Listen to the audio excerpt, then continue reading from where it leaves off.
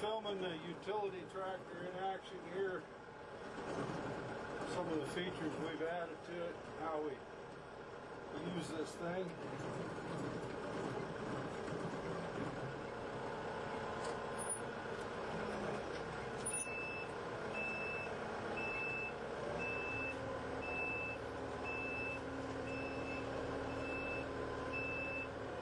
Opening up the power hitch here now.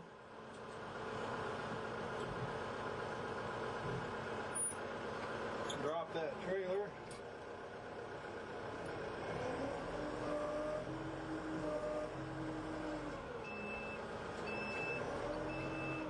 And we're going to put on one big bale and 3 small bales here. Feeding about 50 head right now.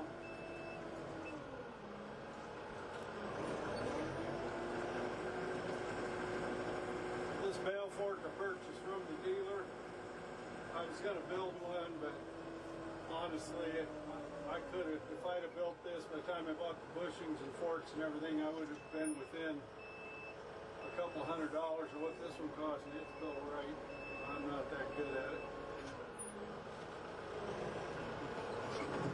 Always turn these bales on their side to feed them because it's a whole lot easier to get the strings off.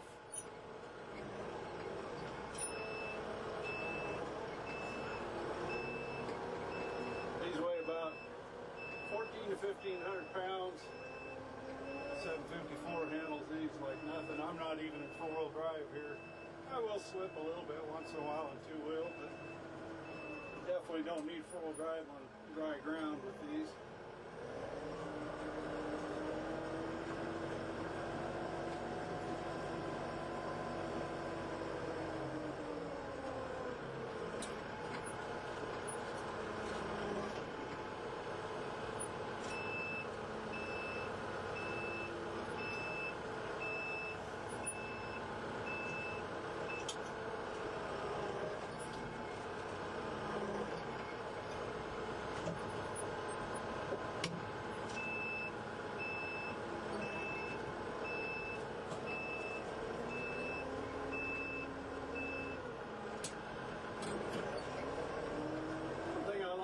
These big bale spears, they work really good for small bales as well. I didn't realize that when I bought it, but I use them several different ways. Sometimes I'll stick the bales, or if they're sitting on the ground, you just slide under them like this. It seems to work pretty good.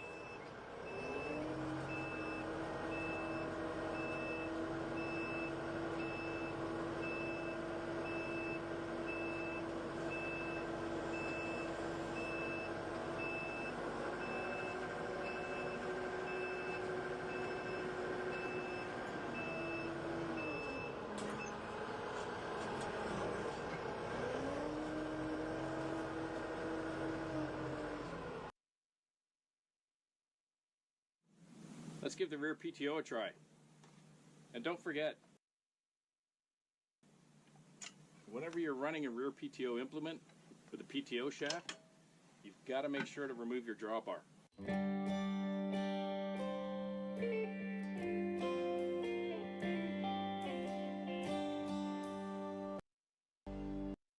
And I'm actually hoping for the first time it does rain, now that I have the cab. Just going to do some cleanup around the property. Try to spend some time getting used to the new 2610. Got to chip some wood, so I want to test out the make to the tractor. I'm still getting used to having a cab. It's really nice, I have to say. A couple of folks had asked me what the sound was like in this cab. Let's go move some stuff around on the property and let's get to work.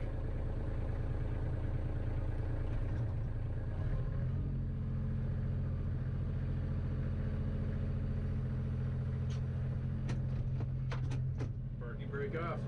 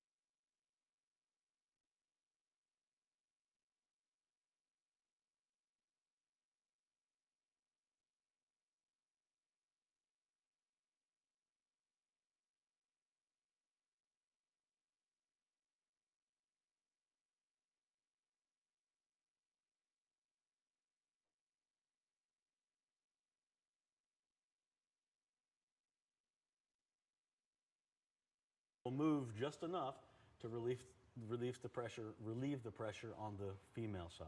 Okay, so you sell this for the 1/4 inch? Yes. And we sell 6 different styles right now for the most tractors, the John Deeres, and most of the other tractors. There's several different couplers, but most of them will use the 1/4 inch ISO. And nice concrete floor, and it drips right down here on the floor. Yes. While it's connected. While it's connected is a fairly simple problem to solve. In the female couplers, we're going to use a 1/2 inch here just to maybe more visible. There's an O-ring that runs around the circumference there of the coupler. And that O-ring does the sealing while the coupler is coupled. It connects, it seals right on the tip of this coupler. And so while it's connected, that's what's sealing. Now it's obviously different sizes there, but so we can replace that O-ring. They get nicked up. There's some dirt in there, and we jam a nail in there, and it cuts the O-ring, or it puts a scar on the O-ring, and hydraulic fluid under 2,000 pounds of pressure will find its way out. So we can take an O-ring pick, we can pull that O-ring out, and we can replace it. We can buy them on pretty much anywhere. John Deere actually sells them as a part number, but they're crazy expensive. You can buy a pack of them. We hope to be offering them on the website in the future, maybe a 5-pack or a 4-pack since there's 4. But because it's a common problem and O-rings are cheap, the only thing in hydraulics that are cheap are O-rings and advice, right? Everything else is crazy expensive, right? So for a 1/4 inch coupler like these, the 1/4 inch ISO 5675, it's a number 113 O-ring. If you Google O-ring charts, okay, just Google 113 O-ring, and it'll have an ID, inside diameter, a OD, outside diameter, and there'll be different types. They'll be made of different materials. There's nitrile, there's different compounds of rubber. Generally, these are Buna-N, B-U-N-A-N is the compound these are made out of, and then there's a hardness measurement.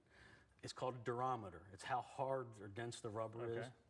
These O-rings are 70A durometer. So 70A, Buna-N, number 113, 113 for a 1/4 inch coupler. For a 1/2 inch coupler like this, it's a 117 O-ring, 117. okay, And you can buy a pack off of Amazon. You can buy a 100-pack for a couple dollars. okay. Not that you'll ever use 100. Okay, so that's if it's leaking while it's connected. While it's connected, Now, only while it's connected. But what if it's leaking while it's disconnected on either side, right? So we might be leaking out of the female coupler, we might be leaking out of the male coupler while they're disconnected. If they're disconnected, your only viable option is to replace the coupler. Okay, There are O-rings behind these little poppets. It's the same poppet there, on the male as it is down inside the female. There's an O-ring back there that is just, you can't get to it. You need a special tool to disassemble the inner workings of the connector from the rear. And that's proprietary to Safeway, Pioneer, whoever makes the coupler. So we don't have a way of fixing that. yeah. So Well, the male couplers are inexpensive. the male couplers are inexpensive. The female couplers are about twice as much, usually about $20, $18, $20. They're a lot harder to change, obviously, because, like on a 1 Series, they're held in this bracket with a circlip, and you have to get under there and disconnect the hard line. But that's unfortunately the only viable option other than putting a box of cat litter or a drain pan. Where should I try to get these couplers, either the male or female, if I need to replace them? Is this something I get aftermarket? The aftermarket does not really have these because of the thread configuration. Particularly the females have a specific groove around them for the circlip that retains it in this bracket. So the best place to get it is greenpartstore.com. Okay. Use code TTWT for free shipping. That'd be great. Yep. So in this case, we probably need to go to the manufacturer. That makes In this perfect case, sense. yeah, the aftermarket doesn't really have the exact replacements. Now, if you've got a third-party attachment that connects into these or rear SCVs or your third function, the threads might be different. But if you're working with the loader or in this case the tractor couplers, that makes perfect sense. Yeah. Another question that we get, Ken, and a concern really our viewers have is when they disconnect these or when they connect them up, they'll get oil. and Yes. there'll be oil spew out on the Yes. floor, and I mean, is this a problem? They're just concerned about it, right? I Right. mean, you feel like you're seeing blood. Yes, exactly. You know, you're seeing the exactly. And a little bit looks like a lot, right? Yeah, Just like yeah, blood. so, I mean, yeah, it's normal with ISO couplers to spill what seems like a lot of fluid when you change them out, and unfortunately, it's very normal. And the reservoir on these, the tank, holds gallons of oil. yeah, four or more gallons. Four or more gallons of oil, and the level is not critical because, number one, as the fluid heats up, it gets, it fills up a little bit more. But number two, depending on which way our loader is positioned, which way the piston is in or out.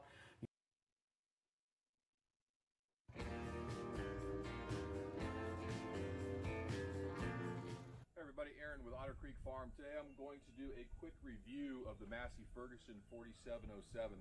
I have about 150 hours on the tractor and things have gone well so far. I'm not going to give you specifications. You can look those up as easy as I can.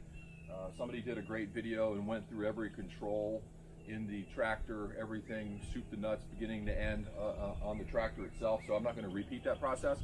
What I'm going to do is talk about some of the things that I've noticed to be good or bad. And the first thing I'm going to say, being here in Florida, is cab is an absolute must. The AC makes life bearable in the summer heat when using the tractor. Can't imagine ever having a tractor without a cab at this point. I guess if you're doing heavy land clearing all the time and you're really busting into the brush and things like that, having a cab could be a little bit of a hindrance. I suspect at some point I'm going to break a window, but until then I'm going to enjoy the AC and the interior comfort. I sat in a John Deere, an older model John Deere, not too long ago, a friend here in the area, and the cockpit was so tight at 6'1", 240, I could barely get in and out of the tractor. If I ever had an accident, I would definitely die in the tractor. The cab of the Massey Ferguson is spacious for bigger guys. It's comfortable to get in and out. Everything ergonomically is laid out very nicely. So overall, very satisfied with the tractor itself. Definitely a good investment if you're going this direction. So let's talk about a couple of the other little things. Actually, I'm going to mention the first big thing because I want all the tractor manufacturers to be listening to me when I say this, in that I had a custom skid plate put underneath the tractor, and I've done another video on it, and I'll link to it here so you can go take a look at it.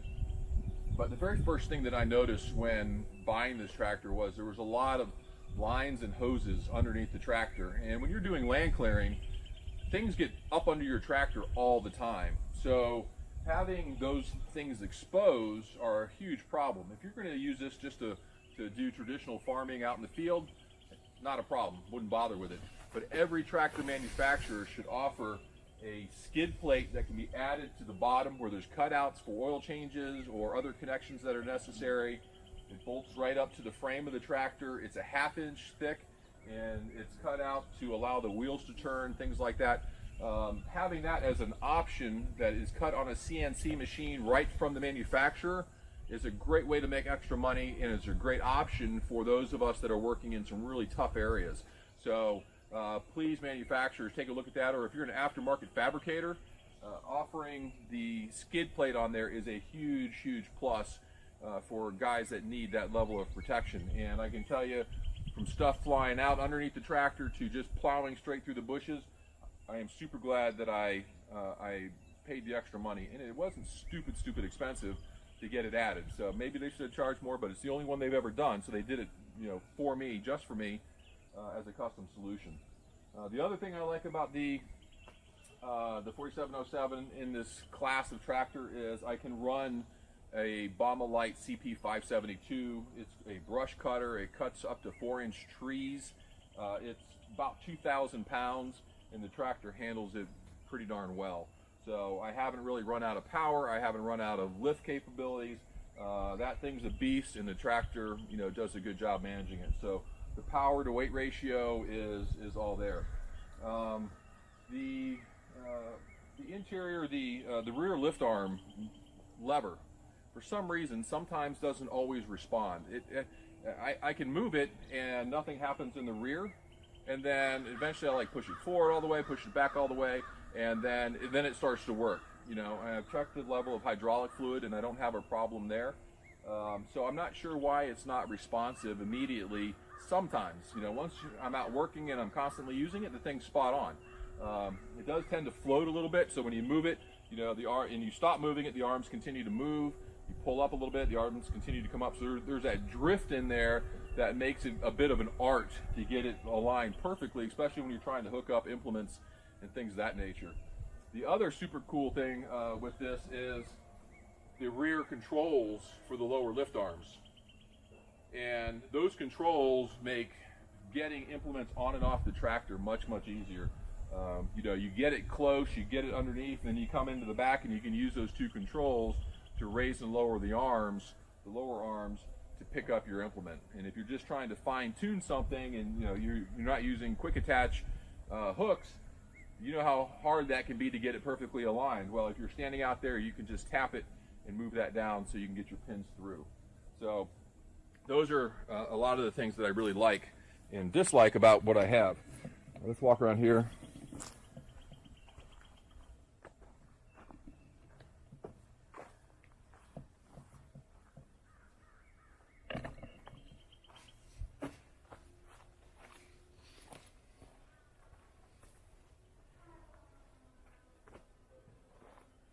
So you'll notice on this tractor, you've got lots of glass. Visibility is great. Having a window tint option would be very nice, especially in the Florida heat. You can take it to a car window tint place after the fact and get it done, but you know, again, if you want it delivered ready to rock and roll, then having a window tint option from the tractor dealer would be a nice way of addressing some of the Florida heat. And every tractor in Florida that has a cab is going to need it, so why wouldn't you offer it, right? The next thing that I'm hesitant about is the location of the hydraulics here. This to me is exposed. You know, when you're going through trees and bushes and things like that, you have a tendency to catch those things. Now it's pretty heavy duty, so I haven't run into a problem where I've ripped something off. I try to do things slowly so I can catch these types of things if a big, you know, limb was to get in there and start pulling on some of the hoses. But you could do a better job at protecting that. Again, if you're doing brush clearing, that's a concern. If you're just doing agricultural farming, then that's convenient, right? So you have to decide what's going to work for you based on the type of work that you're going to be doing. Let's move around to the front. So one of the things that concerned me was branches and such coming through and damaging the tractor. I put this grill on here. That's a piece of, I don't know what the material's called, but it's steel mesh. And I cut it to fit over the grill, and then I use stainless steel zip ties, which you can also buy on Amazon, and zip tied it in place. So as I'm going up to a tree or bushes or whatever, I don't have a branch that's going to come through and just poke right through the front of the tractor grill. I mean, it's a new tractor. It's already been abused. I want to keep it in good shape as I can for as long as I can, and that was one of the additions that I think is an easy add-on. You know, you could probably charge 150, 200 bucks from the manufacturer to offer a protective grill to go on that part of the tractor.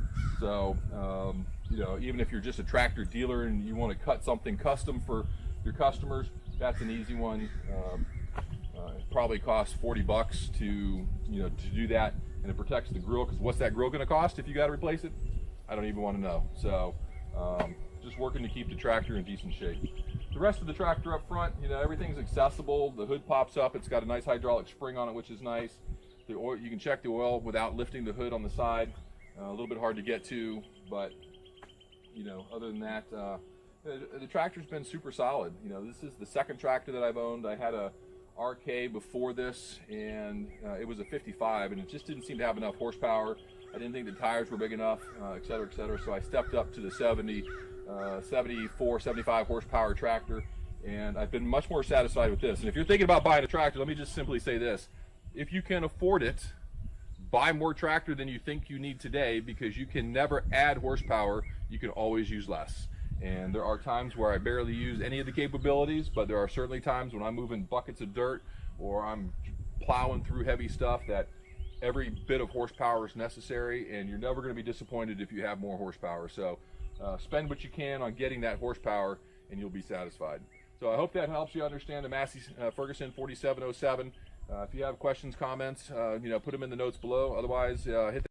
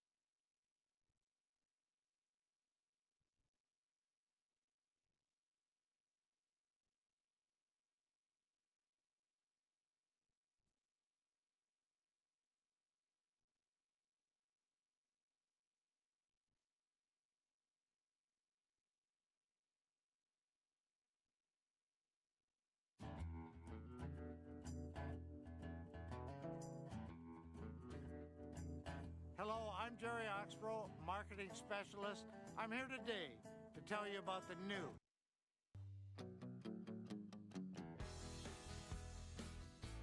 Now, let's take a closer look at the industry-leading Massey Ferguson hydraulic system.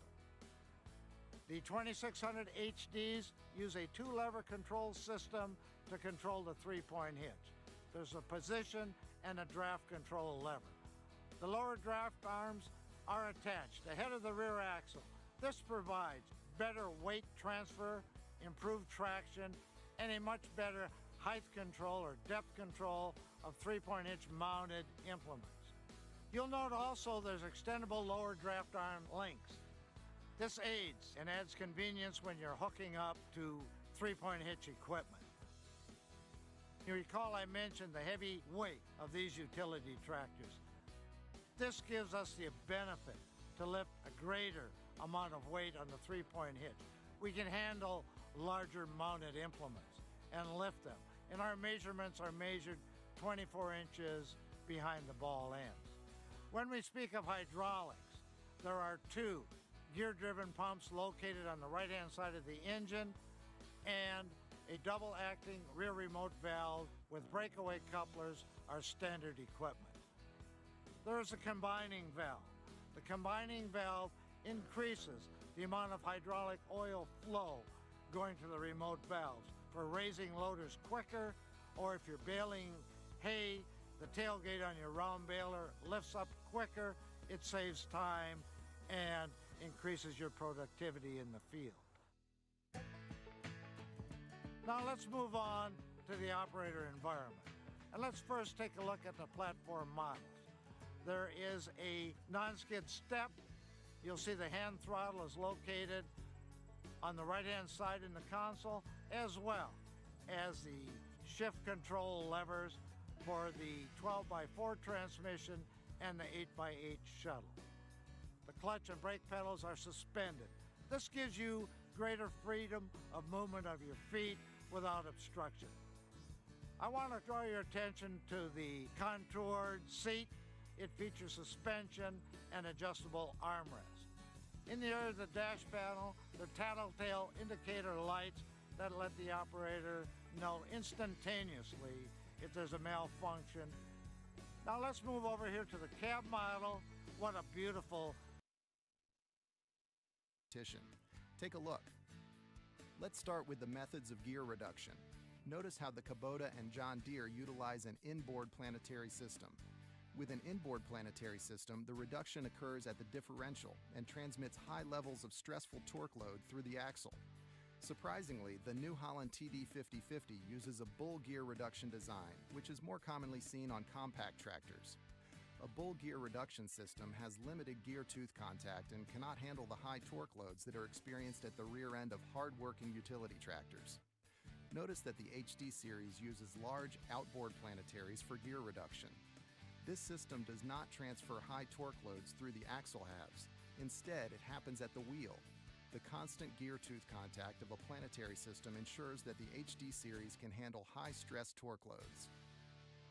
The positioning of the link arm attachment to the rear end is crucial to the performance of three-point hitch-mounted implements.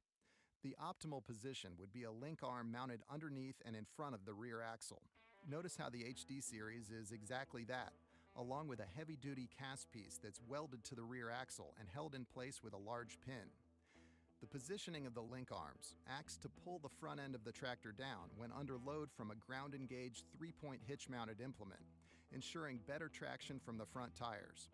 Notice how the Kubota does not mount the link arm to the rear axle and how it's held in place with a light-duty Category 1 hitch pin.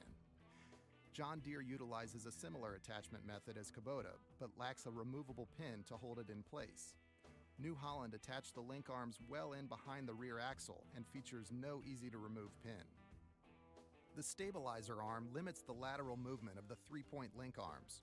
You want the connection point for the stabilizer arm to be as strong as possible to ensure a solid hold when high stress loads are placed on the link arms. Notice the weak construction of Kubota's stabilizer connection and how it's held in place with a small pin. John Deere uses a thin piece of metal and a small pin to connect their stabilizer.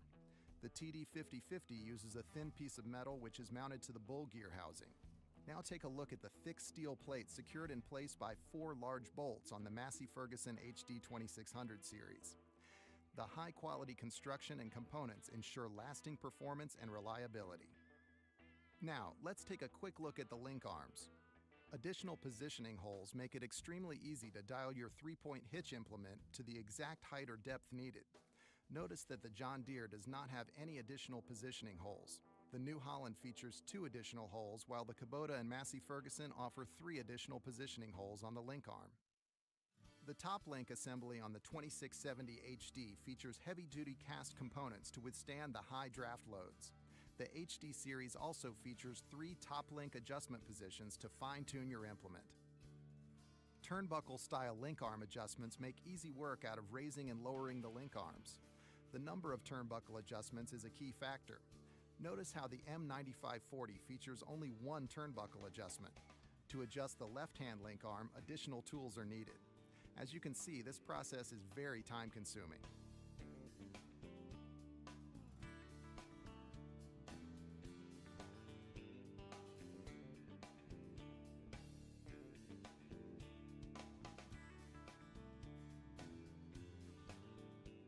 Both John Deere and New Holland feature 1 turnbuckle adjustment as well.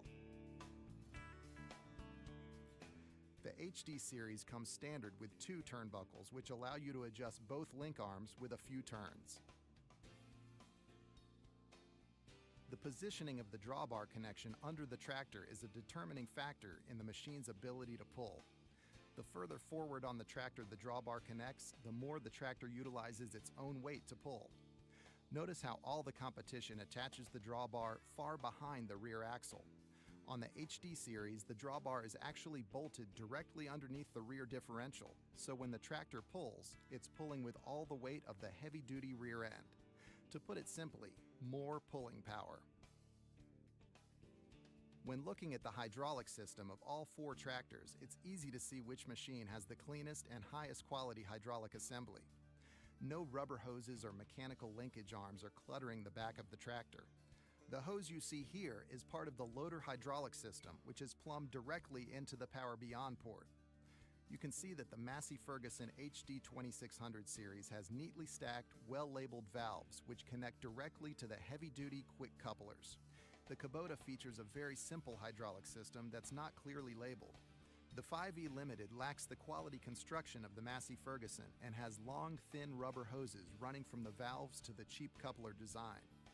The New Holland hydraulic system features a series of long mechanical links which control the valves. This exposed metal linkage clutters the back of the tractor and will cause loud vibrations.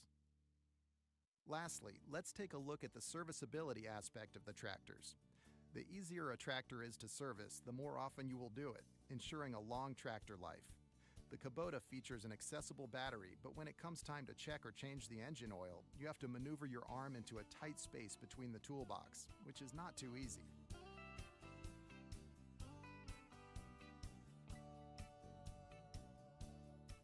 All of the oil check and fill. As you can see, gaining access to the battery is not easy.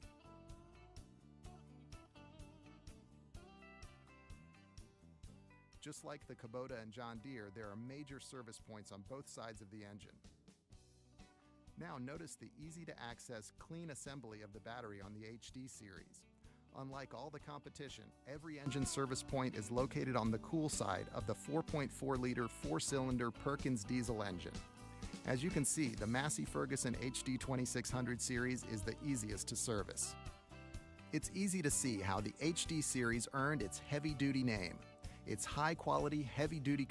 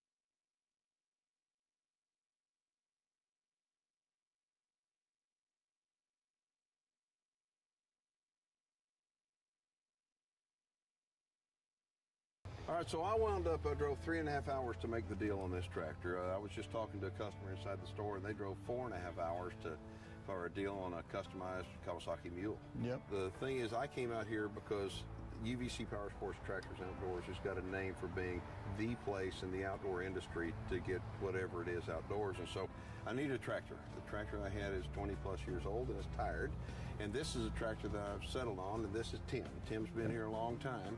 And when you buy whether you're buying a new tractor like this or you buy a Kawasaki side-by-side that's been customized, you've got a lot of questions.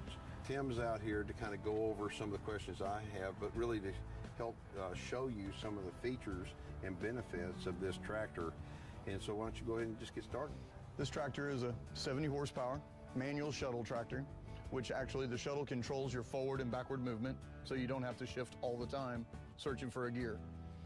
It's a high and a low with 5 speeds, so you're 10 by 10, forward and reverse, if you could actually get it to go in reverse that fast, but we'll see your talents. But you find a happy gear. Let's say you've high second, you're doing some dirt work, and high second's moving good for you. All you do is you're going back and forth with your shuttle right here. Okay. You'll just have to clutch it forward and reverse without ever having to row through the gears all the time. What is the lift capacity on it? 2,500 pounds to full height. Seriously? And that's 24 inches off the pins, off the front pins. So if you went back, like Mahindra likes to go off the very front of the loader itself, so you could probably factor in another 500 pounds that it could actually lift if you're going from there. So it's about a 3,000 pound overall lift. So it's plenty tough. It'll cover round bales, big scoops of dirt, concrete, all kinds of things. Yeah, and see, this is kind of an intermediate sized tractor. It's exactly the same size tractor that I need. I mean, they've got them here. You know, they've got bigger units, smaller units and stuff, but this is a mid-size utility tractor. Yeah. It can do just about anything you need it to do. And as far as the fuel goes, I mean, the fuel tank. Instead of a lot of tractors you fill up here in the hood, and Massey Ferguson's, even on the smaller tractors, puts it down low. So the people that have jugs, you're not having to climb up there and hold it over the hood. You can just do it right here and pour it in at ground level, and that's a big deal. That is a big deal. It sounds like a small deal, but it's a big deal for the user. But the cool thing about this unit right here, it doesn't take DEF fluid. No DEF. And None although whatsoever. some people they don't mind putting DEF fluid in them, I didn't want to do that. So this unit right here has the ability to run fantastic without DEF fluid. No regen of any kind. And so, okay, talk about a warranty. 5 years. 2 years bumper to bumper for anything that goes on, or 2,500 hours, which most people never reach. And then you've got 3 more years of powertrain, which is everything inside a housing. That's awesome. If it starts to leak a seal at the front axle, it'll be taken care of. That's incredible. If some form of engine problem, it's still taken care of. And for Massey 5 years. Ferguson, get this, Massey Ferguson has been around since 1953. Well, all I know is they've been around a long time. They've got a heck of a name, and that is one heck of a tractor. And like I said, I drove 3.5 hours here to get it, but I'm not driving it back. And the reason why is because UVC Power Sports Tractors Outdoors actually delivers. They've got a delivery service. The guy that wound up drove 4.5 hours, he may be taking his mule back with him. But I'm not going to pull this thing back 3.5 hours. The furthest this is going to leave the ranch is the front gate. Once this gets to the ranch, it's going to stay there forever. So I got this because of the Massey Ferguson name, of course, because of UVC's name, and because it'll last me the rest of my life. I hope so. It better. It better. It better. And I hope it's a long one. It should be a long one. Grandkids, everybody playing on it.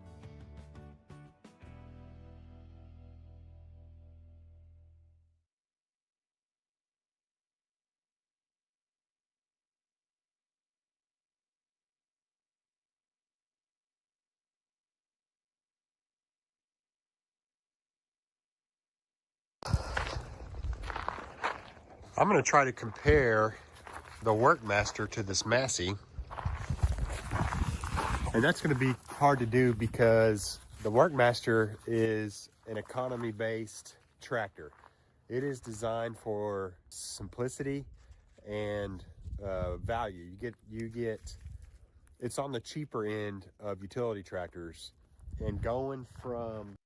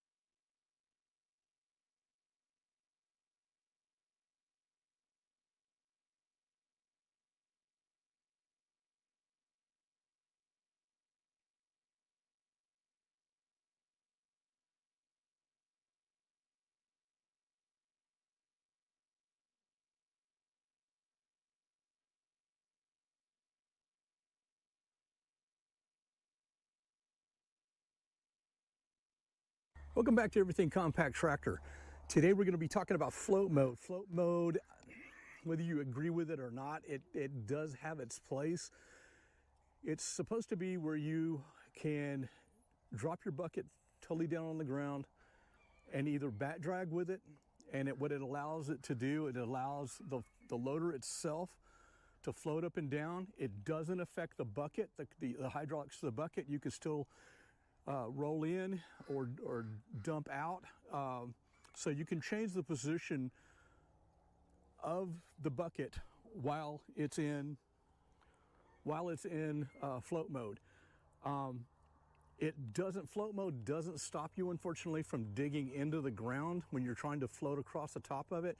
It works great for gravel or any extremely hard surface where you're trying to go. Let's say you're scooping up gravel to do a driveway. If the driveway already has gravel on it, you've got a hard surface there. You can put it in float mode and it'll just slide right underneath the gravel. You can pick it up without digging down deeper and pulling up the surface that's already there. In dirt like what we're in right here, unfortunately, it does happen. You end up digging in. I'm going to show real quick what it does. I'm going to raise the bucket up. I'm going to let it fall. And then I'm going to show the difference with float mode and without float mode and show you how the bucket operates. So,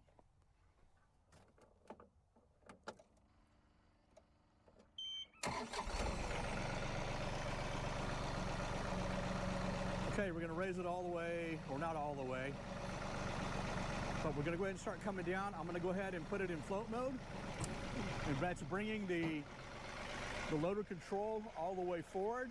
You saw that it freely dropped the loader itself. Now, if you'll watch it, the floater just kind of floats. I mean, the loader just, if you'll watch this, the loader kind of floats. It allows the bucket, we're coming up without raising the front end of the tractor. And we can drop the bucket or pull the bucket back in. And if you'll notice, the only thing that's moving here is the loader itself. Now, we'll bring it down back flush to the level to the ground. I'm going to take it out of float. Now, you can tell when you're not in the float mode. I'm going to roll the bucket out, and you'll see the front of the tractor comes up. That tells us we are not in float mode. We can always roll it in, and that's not going to affect anything. And we'll roll it back out again, and it shows bringing the tractor up.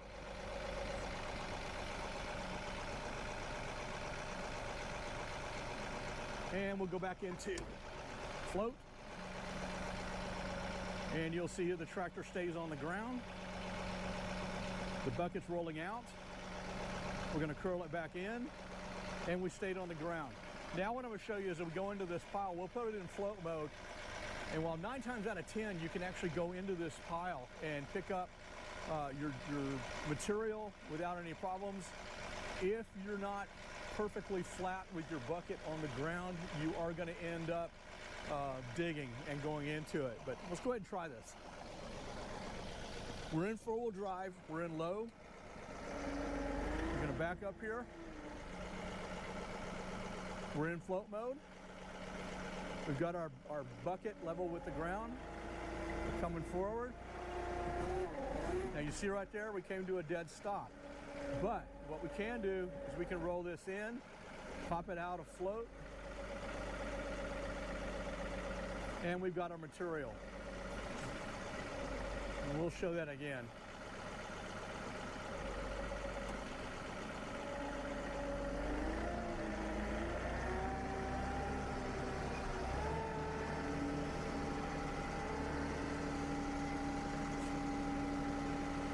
Bring our loader back, our bucket back in. Come down to the ground, go into float mode.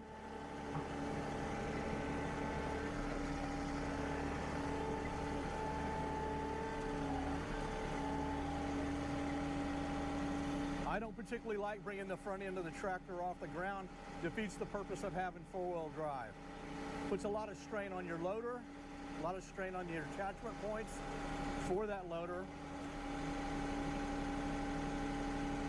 But the one nice thing that this does allow us to do, now, if we wanted to back drag with float mode, we come down, we want to keep our bucket at a 40-degree angle or less, and we'll drop that down.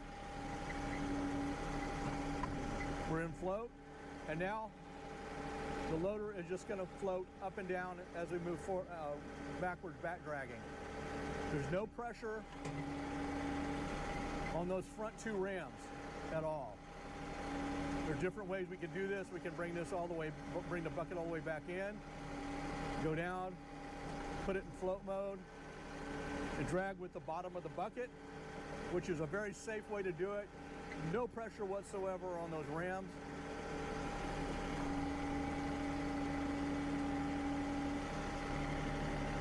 So that's float mode. And you'll see right here, again, I'll go into float mode and the loader will drop. Loader's dropping on its own. So, next time you're out and you're using your tractor, try float mode. See if you like it. Let me know down on the comments.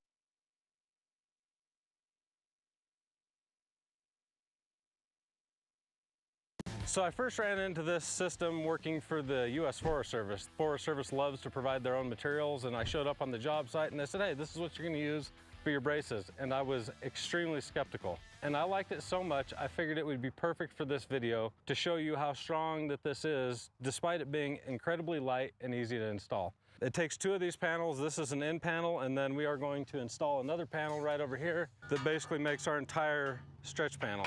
So we'll have one of these on each end, then we're gonna stretch up some wire. Now you're probably thinking, hey, where's all the big posts for this system? Well, the big posts are right here. This is all we're gonna use to install this brace system. Now, I know that you've been to your farm store and you've seen the ones that have the diagonal T-posts, and you can put a clamp and then do a T-post diagonally between two T-posts. That's never great. This is going to be so much stronger than any of that ever was. The first thing we're gonna use today is, I think this is a GPD 40. Oh, this is a 45. And I know what you're gonna say. You're gonna say, hey, this driver will cost more than the entirety of the fence. Understand, please, very clearly that you can use other things. We actually have a cheaper driver on our website just for driving T-posts that we showcased in the video right here. And we'll make sure that there's a link to that down below. And that is probably the most economical, non-back-breaking way of driving posts. But you always have the option of using one of our great big post pounders. You can get one at Tractor Supply, your local farm store, or one of our strain right post drivers that's manual. But here's the thing, I just don't want to work that hard, so I'm not gonna. How you guys put your posts in the ground is up to you. I'm gonna take a shortcut and use this. Now, understand also that a lot of times these drivers are available at your local rental store. So check with them before you go buy anything, because they may have the driver that's gonna make your project even easier and rent it to you for $100 or something. Any old gas driver should work.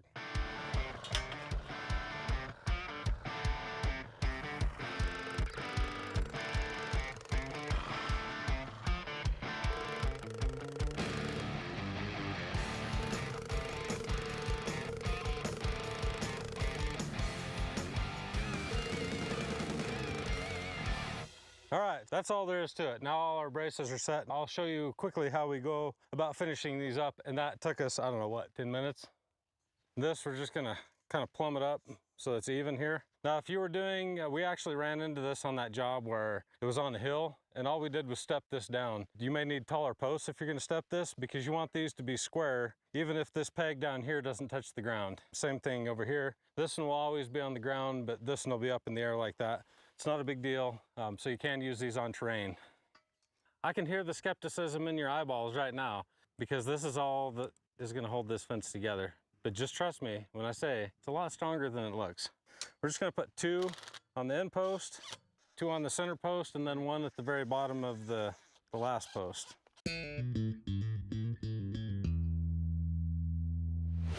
So I did go ahead and mark out all our spacing with the tape measure, because we're not savages. Your spacing can be whatever you want. This turned out to be 13'4". I just wanted something less than 16, that's all I cared about. You could put them every 8 feet, every 10 feet, whatever is appropriate for the type of pressure that you're gonna have on the fence. Obviously, the more pressure, the closer you may want those posts together. But before we drive those posts, I'll show you how most people go about making sure their fence line's straight using some tension wire and a spinning jenny. This is a Strain Right Titan spinning jenny. with the ground stake, and then this is the rewinder. So we could actually use this to spin our wire out, but it's specifically made for if I wanted to recoil all this wire up and turn it into a nice coil, because I've got this that I can wind with. So this is a rewinder, and this is a spinning jinny. This could potentially serve both purposes, but this is going to be much more cost effective. And this is a lot for ag fence people, building a lot of ag fence or high tensile smooth wire fence, or some people will put the high tensile wire at the top and the bottom of their fence just for a little bit of extra strength. Always an option. Or if you have a really saggy fence, you can put tension wire at the top of it and the bottom of it to firm it up, and then use hog rings to stiffen that fence up and maybe make a bad fence a little bit better. We'll stretch that up on the other end. There's a video right over here of how to tie a high tensile wire knot, which is essential if you're going to use high tensile wire. So what we're using here is a Strain-Right chain strainer. We use this for a lot of different things. Just about any kind of stretching that we do, tension wire or otherwise, is done with this. First thing to make sure is that our chain isn't twisted. We can hook on here, and we just open up that dog, lay it in there. We used to call these chain walkers, and the only reason is because they just walk right down the chain. We can get this nice and tight. Yeah, I'll do my best to show you a high tensile wire knot. The rule for knots is over, under, over, under. So we're gonna go under, we'll feed that down in here. And this is always super fun when there's not enough room. So do one lazy loop. The secret to this is to build a handle when you don't have that stuff right there. And then this is not the best wire knot. I'm extremely unpracticed, and this is close to the ground, so offer me some courtesy. Not my best knot. And I'm sure if the professionals are watching, they'll make sure and tell me about it. Do want to get that down just a little bit more. Now we have a nice tight wire line that we can use to drive all of our posts. The other really cool thing we can do is if we get this tight enough, we can actually use this wire line to help get all of our tops nice and even. We could have a 2x4 or a spacer. I think if you watch the Peter Edgewell video over in the UK, he used a pre-cut stick, and then he would just measure from this wire line to the top of his posts and get them all to the right height so that the fence flowed really, really well. I didn't really worry about plumb because it's almost impossible to keep these things perfectly straight. So we'll just go back and plumb everything up. And for those of you wondering, these posts are 6.5 feet long, so we should be able to get about 2.5 feet in the ground, including the terminals. That's the way I did it the first time we ever did it, so that's the way I'm doing it this time. If you felt like you needed extra holding power, your soil's really soft, maybe go deeper. Now, as mentioned before, we're gonna use high tensile wire. This is actually X-Fence, and it's got what they call square knots, or X knots in their case. They're not a fixed knot, they're just a wire knot right here. And the difference between this and low carbon is not in the knot, but in the wire itself, something you can't see. This wire is actually going to be much, much stronger with smaller gauge than a larger gauge low carbon wire like the red brand that we have, and you'll get a better result out of it. So this wire is called 1348-2, and what that means is it has 13 line wires, 48 inches tall, and the stay spacing is 2 inches apart. It's also called no climb horse fence or no climb. Works really, really good for horses, small pets. Anywhere that chain link would work, this also works very well. I'm using the Strain-Right cutters, but we also have on our website, we have also got the Nippets and Nip-X. So 3 different types of these cutters. Always recommended to use a good set of cutters for this stuff. And X-Fence is nice enough to give us a starter with all these tails. That makes it much, much easier. This wire on our website comes on, I think it comes in 100 and 200 foot rolls. So if you don't like splices and you got a lot to do, then the 200 foot rolls are for you. How to terminate knots properly. What we're gonna do today is not terminate knots properly, because the title of this build is how to build fast, easy fence, and knots aren't easy. Without practice, I should say. So because this is fast, easy fence, we're gonna use what they call a T-clip.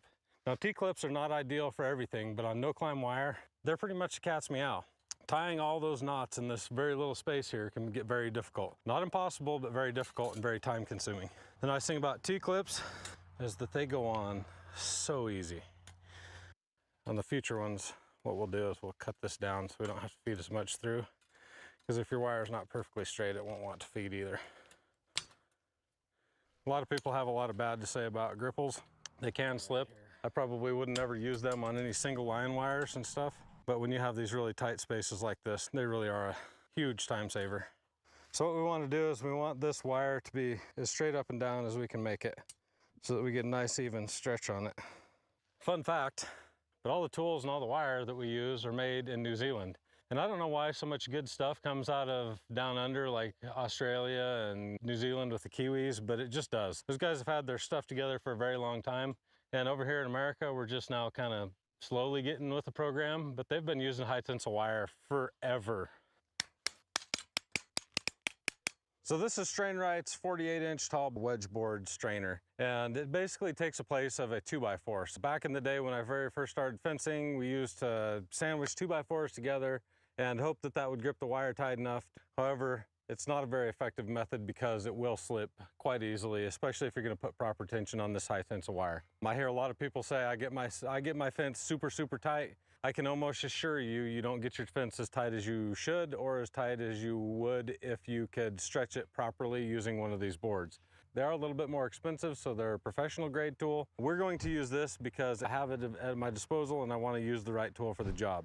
And we've already done quite a detailed video on how this thing works. So if you want more information, check this video out right over here. Basically, we're going to set this part underneath our wire and then we're going to set this on top of it, right like that. These wedges just drive into the board. These are cut just a little bit different. The flat part goes against the board. All right, to stretch the bottom wire, we used a chain strainer. This is what they call a boundary strainer, also from Strain-Rite.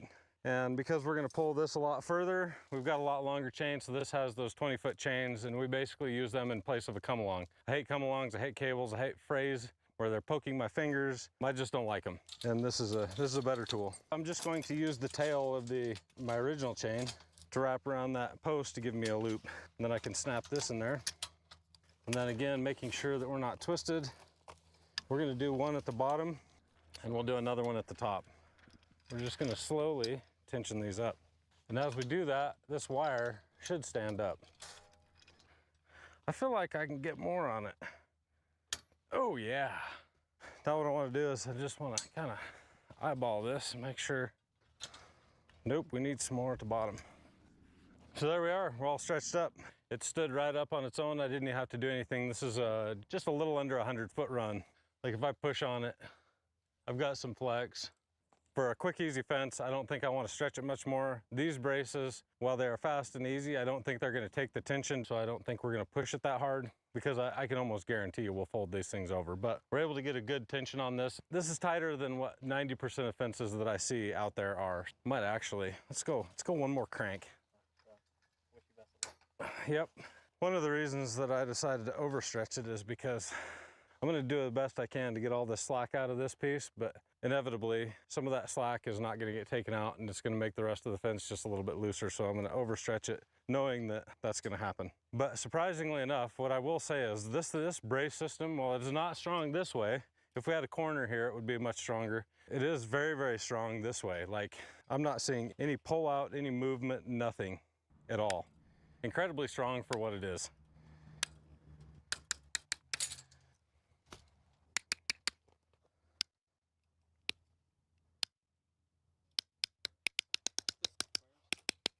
And then all that stuff comes off nice and easy if you do it like that. Just kind of unwind the knot a little bit, loosens it up, slides right off. That's what I like. So to get these off, you have to go the opposite way. So rather than pulling this way to get it tighter, I want to go looser. And then it should walk right back off the chain. And that one's off. And as you can see, we lost a little bit of our tension. Well, this isn't the best brace. It's not terrible, and that's why we're showcasing it here for this particular application, because this is fast and easy. So keep that in mind. There are much better braces out there that would hold much more strain, and if we were using one of those braces, we would definitely stretch this up tighter. But for the purpose of this, I think that we can all agree we've got enough tension on this to actually serve our purpose. The longer the run of fence you have, the better it'll be, because there's more fence to take up the slack when you do have these short stretches. If we wanted to be more careful about how we're tensioning this up, we could tie these on to the T-post and then use this as a constant tightener. So we would have zero slack with these. We just evenly run them up, but I'd need 13 of these for each end. And these aren't free or super cheap. So if you can deal with your fence having a little bit less tension on it, then that's the way to go. If you want it to be zinger tight, then this is the way you would want to go, especially when you have a short stretch. Now the next thing we're going to do is tie this fence. And as many of you have seen, we're going to use the easy twist ties. I don't like tying, and the problem with regular ties is that on this mesh, it is really, really tough again because these holes are so tight to get in there with your pliers to get any kind of wrap on those.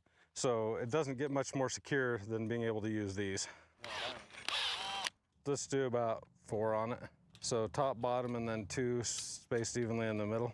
Okay, there's the right way and the wrong way. If you'll notice, these ties are not shaped evenly. So we want this long leg to go on this side.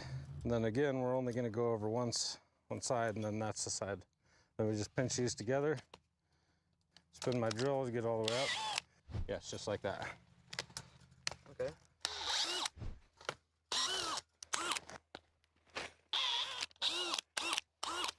Again, I feel like I really need to say this because there's going to be a million comments down below saying, hey, that fence isn't tight enough, or that's a really cheap brace, or that's not braced good enough, or whatever the comment may be. Understand, this is for people that need a temporary solution and need to get it done quickly and with limited hand tools. The only tool we really used was this drill, if you chose to use a drill. We used our wedge board, we used a pounder, which can be a hand pounder, and we're able to get this done very quickly and easily. Is it as tight as we could possibly get it again? No, it's not.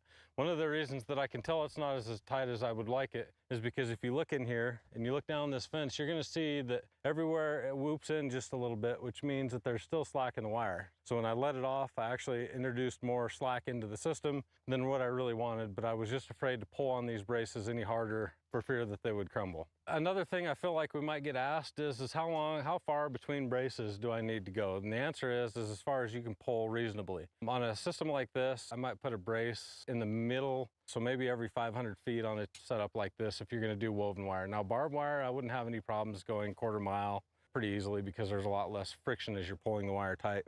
Another thing to mention, these ties do have an end that sticks out, and this is as far over as we can get that. Now, if we wanted to take an extra step of precaution against damaging or harming people or animals, we would knock this straight down or bend it over and let it hold. But this is gonna hold 1,000,000 times better than a standard T-post clip, which is why we use them, not to mention how much easier they are, because you can see the space here is only about as wide as the T-post, making this an extremely difficult fence to tie. Using 2x4 no-climb wire, the only solution as far as I'm concerned is the easy twist tie. This is 1,000,000 times better than what I see people typically putting up for a quick, easy fence. It's somewhere between the best and somewhere between the worst. It's in the middle. It's gonna get the job done. It's gonna last you for quite a while and probably indefinitely, honestly. Until next time, I'm Mark with SWI in Wyoming. We're glad you tuned in, and I hope you have a good dang day.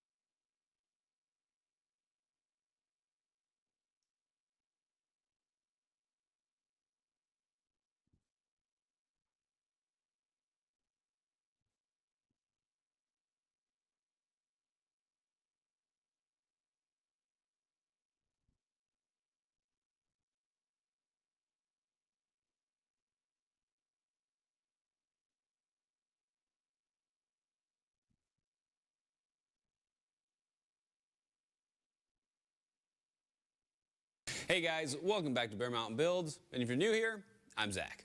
And today we are building an absolute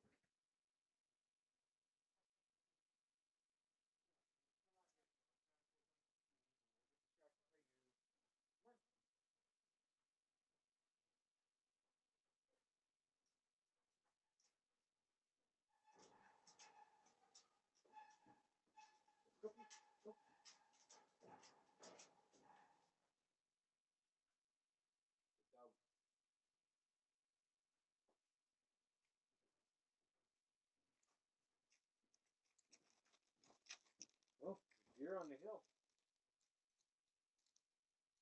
Let's see, 1, 2, 3, 4, 5, 6 eyes.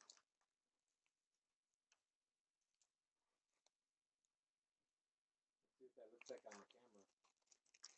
What if you guys came down? Let's see, 6 eyes on the hill. Yeah. What, Tripper?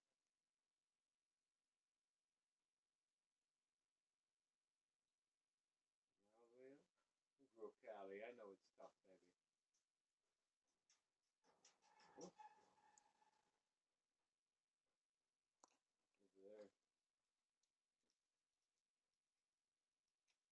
Over there. What? Oh, buddy.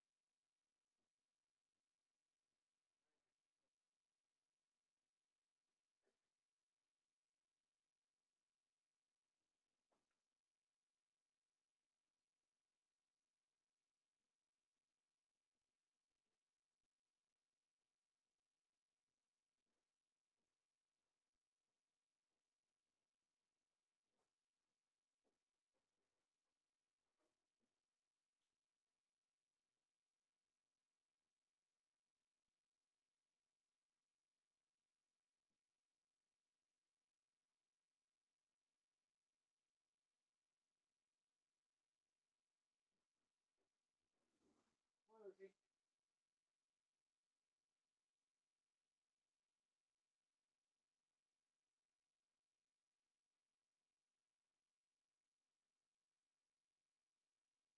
Oh, baby, that's puppy. What? Puppy, what? Girl. Puppy.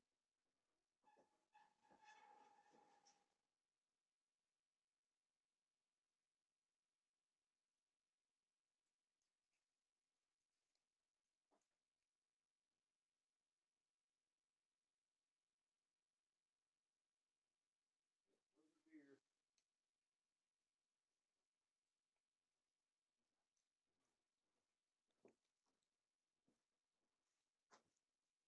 My Cornwall stove pal.